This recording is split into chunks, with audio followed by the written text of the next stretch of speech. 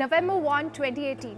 Bitten, dragged by legs, burned, choked, necklock fight. At one point, he laid me down in front so I couldn't get up. Covered my mouth aggressively. Rape. I can't write anymore. Too fresh. These are the words of Anna, one of the 19,000 victims of the grooming gangs. And wrong, but with the specific issue of grooming gangs. The grooming gang scandal is a stain. Including so-called grooming gangs. What are these grooming gangs? A grooming gang in the United Kingdom refers to a group of people who sexually exploit and abuse vulnerable children through coercion and intimidation.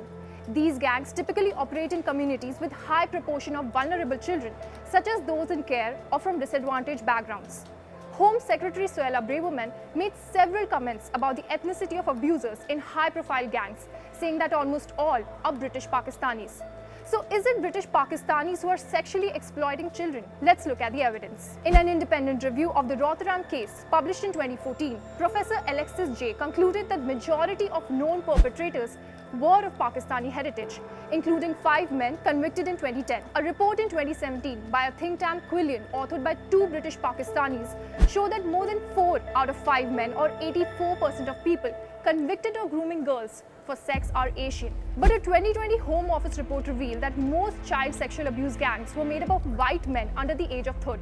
After all of this, criticism followed that children of sexual abuse had been failed because of fear of accusations of racism. And then the Sunak government announced a task force and a slew of measures to combat the grooming gangs.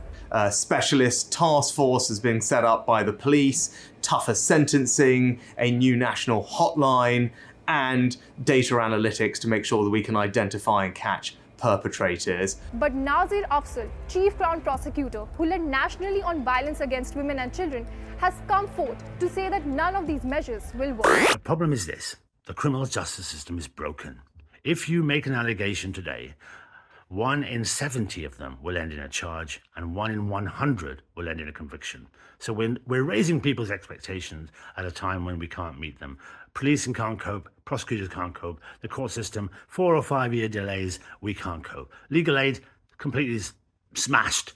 People won't get proper representation that they deserve. So we have a system that's broken, and we're asking more people to come into that system. For more informative videos like this, keep watching India Today Newsmo.